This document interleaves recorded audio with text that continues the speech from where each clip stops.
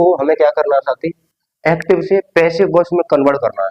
तो सबसे पहले आपको यहाँ पर क्या समझना पड़ेगा कि सबसे पहले मैंने आपको यहाँ पर सब्जेक्ट बताया, उसके बाद यहाँ पर ऑब्जेक्ट।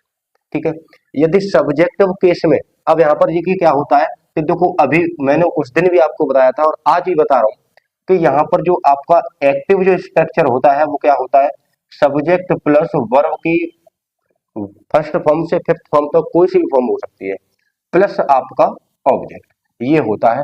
लेकिन जब हम पैसिव वॉइस में कन्वर्ट करते हैं तो पैसिव वॉइस का स्ट्रक्चर क्या होता है, पैसिव वॉइस का स्ट्रक्चर होता है कि जो आपका यहाँ ऑब्जेक्ट है उसे आप सब्जेक्ट बनाओ।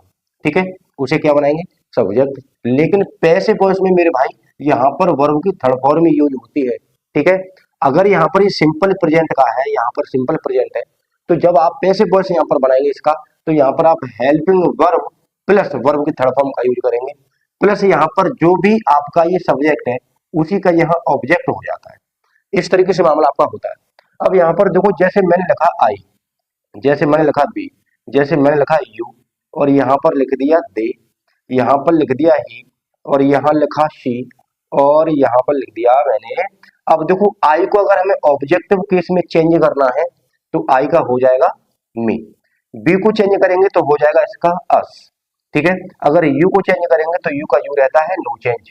ठीक है, दे को चेंज करेंगे तो डेम हो जाएगा डेम। ठीक है, तो ही को चेंज करेंगे तो ये हो जाएगा आपका हिम। ठीक है, सी को चेंज करेंगे तो ये आपका हो जाएगा हर। ठीक है, अगर यहाँ पर आपका मान के चलो सी सब्जेक्ट तो आपका हो गया, तो जब आप पैसिव वॉइस बनाएंगे तो सी को आप हर में चेंज करेंगे। ठीक है, इस तरीके से ये आपका सब्जेक्ट से ऑब्जेक्ट आपको चेंज करना है।